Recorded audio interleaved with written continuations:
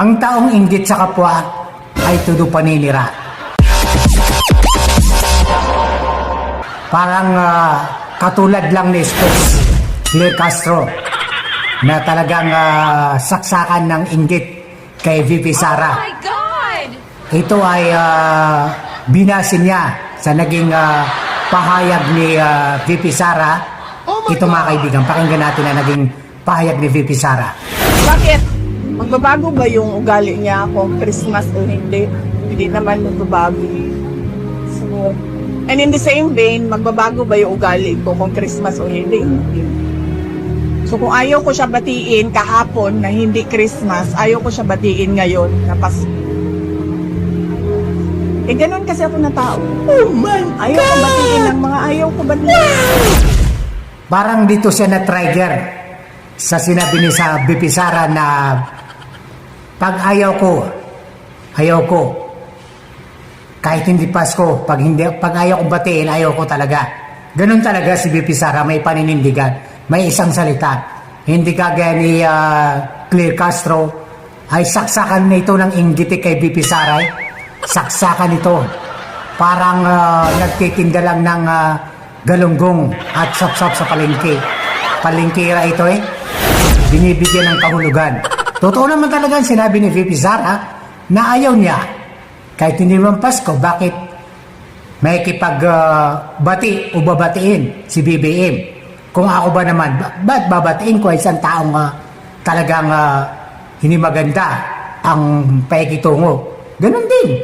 Kaya ito si Claire Castro, si Spock, talagang ito ay hindi ko alam kung saan niya hinuhugot to Kung sa pagandahan lang, mas maganda naman di hamak si VP Sara kaysa sa'yo.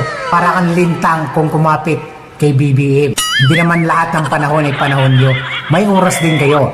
Ito, pakinggan natin tong sinabi ni Spokes na Claire Castro. Dito siya nagbigay ng pahayag sa video ito. Pakinggan natin mga kababayan. Galit na galit kasi siya pag nagme-meltdown siya. Iba itsura niya Diba? Tingnan natin. Wait lang, hanap lang ako. Pag nagagalit siya, iba yung itsura Saan na ba yan? Wait lang mga Clear nahanap ko pa. Kasi magalit siya Mag-iba ulit yung itsura niya. Wait lang tingnan niyo yung itsura niya dito Parang ganito Share ko lang. Diba? Nagsasalubong ang kilay Parang ganyan diba? Parang ganyan lang. Parang ganyan. Paggalit. Diba? Anyway, balik tayo. Tingnan nyo diba? Mga clear, tingnan nyo dito Parang pinakita ko kanina sa inyo. Bakit? Diba? Bakit?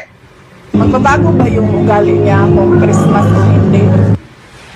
Definitely, mahinahon yun Kahit hindi Pasko, mahinahon pa rin.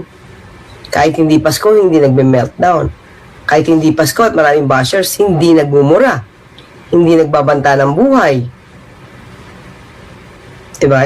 Mukhang hindi talaga magbabago kasi ugali niya yun. Mga clear. Di hamak na mas kahawig mo naman.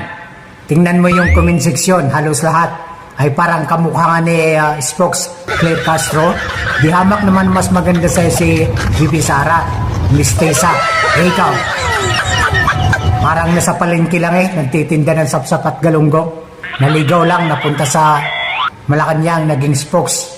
Matalino pero talino nasa puwitan Parang ito si Claire Castro Itong picture na to na hinaling tulad kay VP Sara.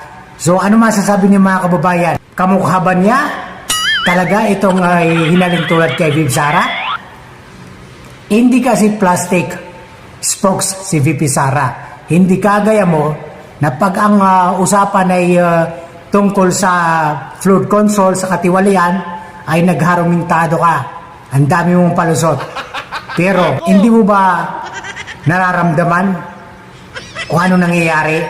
Ikaw kasi masyado kang feeling gira, perfecto, pero katotohanan. Matalino ka pero nagiging bubo ka pagdating sa katotohanan. May alam ka pero hindi mo nagagamit. Mas katulad ka naman nitong picture na ito, mas kawig ka kaysa kay Bibi Sara. Kung sa pagandahan lang, wala ka sa kalingkingan niya eh. Isa ka ring linta.